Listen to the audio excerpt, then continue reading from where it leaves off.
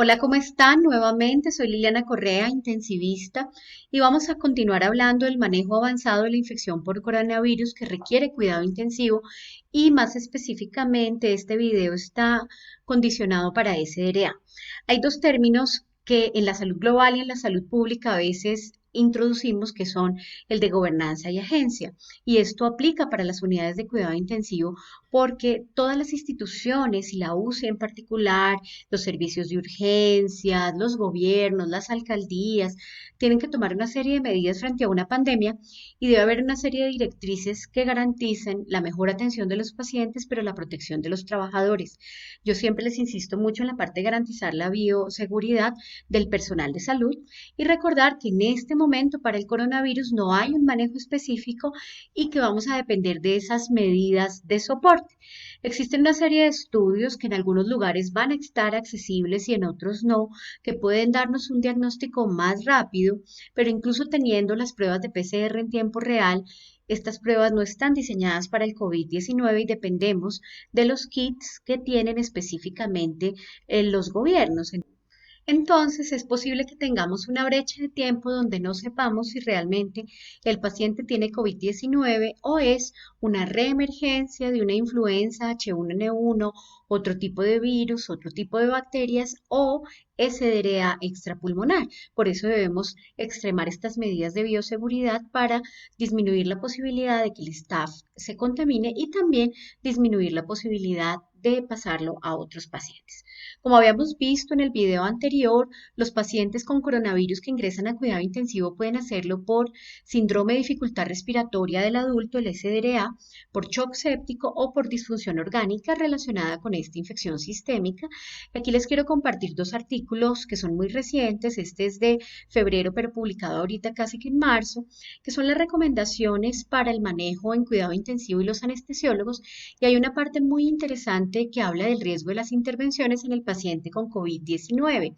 y deja como intervenciones de bajo riesgo ponerle oxígeno al paciente, las compresiones torácicas, la reanimación cardiopulmonar, la cardioversión, un marcapaso externo, un acceso vascular o un acceso intraóseo o la administración de medicamentos. Básicamente porque estas intervenciones no aumentan el número de aerosoles ni aumentan el riesgo para el personal, pero dejan como alto riesgo aquellas intervenciones de reanimación que son más probables que generen para el personal aerosoles que los puedan contaminar con el virus. Aquí está la cánula nasal de alto flujo, sin embargo, esta es una de las herramientas recomendadas en SDRA leve a moderado y que además evitamos intubar un número importante de pacientes y muchos de los pacientes con cánula de alto flujo se pueden manejar fuera de la UCI con las cánulas que son portátiles como el Herbo y algunos que van a requerir parámetros más altos tienen que estar en cuidado intensivo.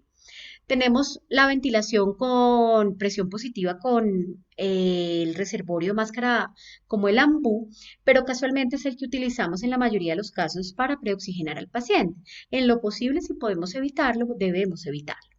Las máscaras de no reinhalación pueden generar un mayor número de aerosoles, al igual que los procedimientos como la endoscopia y el broncoscopio, porque al sacar el equipo, en ese momento de salir de la boca puede disparar pequeñas partículas. Por eso se recomienda que si el paciente la requiere, se utilice una compresa húmeda con material antiséptico en el momento en que se va sacando el fibrobroncoscopio o el endoscopio. También está esta guía fue publicada por el Instituto de Investigación Militar Médica, la mayoría de los autores son chinos y hay un grupo de Wuhan y ellos básicamente hacen como el protocolo rápido que generan en Wuhan, pero aquí me interesa mucho que vean el TACAR, que es el TAC de alta resolución de varios casos, miren que arranca muy nodular, entonces vemos esta parte como muy nodular y distal, que esto es importante para que lo reconozcamos en nuestras tomografías, pero miren la progresión rápidamente a SDRA con infiltrados en cuatro cuadrantes y con áreas muy heterogéneas, pero vean cómo en muchos de los casos en diferentes edades se ve esta presentación nodular distal para que la tengan en cuenta cuando hagan el diagnóstico de sus pacientes y puede haber nódulos de rápida progresión que luego van a ser consolidaciones y opacidades multilobales. Esta guía de Wuhan recomienda dos cosas muy interesantes. Lo primero es que hasta este momento no hay una terapia específica antiviral Ellos plantean que se podría utilizar la inhalación de alfa-interferón, pero pues no tiene evidencia, y el lopinavir, ritonavir, pues digamos que en este momento también está con una recomendación débil. Entonces, en este momento debemos enfocarnos en las medidas de soporte. Hay una parte muy importante respecto a la terapia antibiótica. La terapia antibiótica pues debe manejarse dentro del protocolo de neumonía adquirida en comunidad que manejan normalmente las instituciones en las cuales se inicia unos medicamentos como la ampicilina sulfactam o la amoxicilina clavulanato, la claritromicina adicional, y normalmente utilizamos oseltamivir porque muchos de esos pacientes pueden ser influenza. Entonces tenemos que, si tenemos un diagnóstico rápido de que no es influenza, como el oseltamivir en este momento no tiene evidencia de que sirva para el paciente con coronavirus, pues podríamos solamente dejarlos con este antibiótico, evitar los antibióticos de muy amplio espectro porque lo que van a hacer es presionar la flora, y solamente considerarlo si hay un diagnóstico de sobreinfección con cultivos. Recordamos entonces el manejo, que son las medidas generales del paciente crítico, la ventilación mecánica, que debe ser del tipo protección pulmonar, ya la vamos a recordar nuevamente, la ventilación boca abajo o la posición en prono, aunque aquí hay algunos puntos a discutir, y es que en las guías actuales de coronavirus y en todas las guías, sobre todo institucionales y gubernamentales, que estas no tienen pues tanto soporte agudo en la literatura, por lo que no se ha podido hacer todos los estudios que se requieren ante la emergencia de una enfermedad pandémica como es el coronavirus, decimos que el menor personal posible de salud debe estar en contacto con el paciente infectado. Pero para pronar un paciente, todos sabemos que necesitamos de 4 a 6 personas dependiendo del peso. Y esta ventilación en prono estaría un poco en contra de tratar de minimizar el personal que ingrese a estar en contacto con el paciente. Sin embargo, tiene evidencia de disminución de mortalidad en SDRA. Y tenemos que considerar otras dos estrategias como la pseudoanalgesia y la relajación neuromuscular. Les recuerdo entonces que es la ventilación de protección pulmonar. Básicamente son unos parámetros en los cuales utilizamos volúmenes corrientes más bajos, que son de 6 a 7 mililitros por el peso predicho del paciente, buscar presiones plató por debajo de 30 centímetros de agua, utilizar PIP elevado, y la hipercapnia permisiva, que es permitirles a los pacientes un CO2 más alto, no tratando de barrer el CO2, porque esto nos llevará a usar volúmenes que van a generar un mayor volutrauma, barotrauma, ergotrauma y un mayor bili, que es la injuria inducida por el ventilador que se presenta en un pulmón. Y recuerden que estamos utilizando mucho la meta de tener una driving pressure menor de 15 centímetros de agua, dado que se ha visto que se relaciona directamente con mortalidad. Recuerden que hay una evolución muy interesante del concepto de bili. El doctor Gattinoni es experto en este proceso de ergotrauma y nos ha transmitido cómo antes sometíamos a los pacientes a unas presiones muy altas y esto generaba barotrauma. Después empezamos a aumentar los volúmenes y generaba también el volutrauma. En el 97 se descubre el trauma por cizallamiento o el atelectrauma, que es el que se presenta por la apertura y cierre del alveolo, y cómo se ve además una respuesta biológica en estos pulmones y una toxicidad también del oxígeno, que va además a generar un trauma y un proceso inflamatorio muy agudo y unos biomarcadores elevados. Pero estamos hablando desde el 2016 más en ese fenómeno dinámico de la apertura y cierre del alveolo, y es el concepto del ergotrauma. Básicamente, debemos ventilar a todos nuestros pacientes con SDRA de la causa que sea, incluyendo el coronavirus, con ventilación de protección pulmonar y ventilación alveolar segura, y utilizar todas las estrategias que podamos hacer para disminuir esa fuerza o energía o deformación o esa carga que le superponemos a ese alveolo y que va a terminar lastimándolo cuando utilizamos la ventilación mecánica.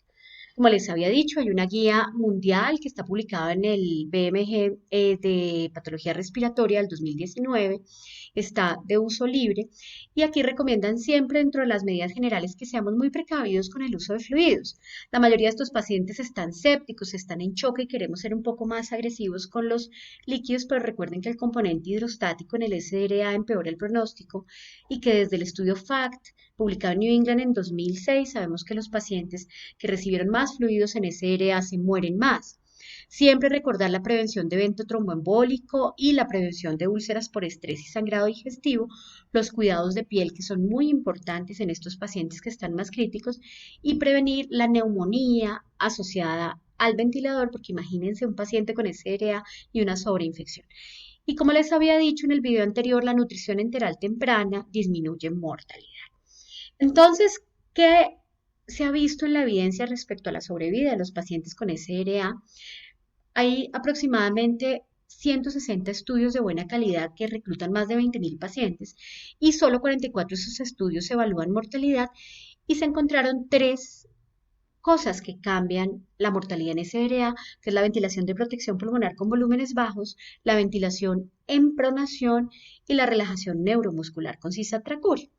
Respecto a la ventilación en prono, habíamos dicho que nos preocupa que necesita más personal para pronar el paciente. Eso es una estrategia que tenemos que mirar en nuestras unidades de cuidado intensivo, pero la idea es que tengamos a los pacientes 16 horas boca abajo y el resto de las 8 horas boca arriba. Y cuando se validó, se vio que definitivamente mejora a los pacientes, se debe hacer en las primeras horas, idealmente en las primeras 36 horas post intubación, pero tratando de que el paciente ya haya estado estable unas pocas horas, entre las 12 y las 24 horas, tratar de pronar los pacientes con PAFI por debajo de 150 si se permite y aquellos que ya tienen una FIO2 mayor de 60.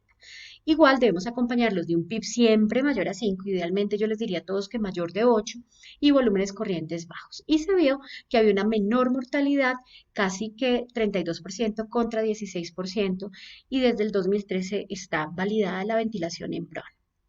Sin embargo, esta posición debe ser mínimo 12 horas y es lo que recomienda las guías, no en todos los pacientes con SRA, sino en aquellos pacientes que tienen estos criterios que les dije.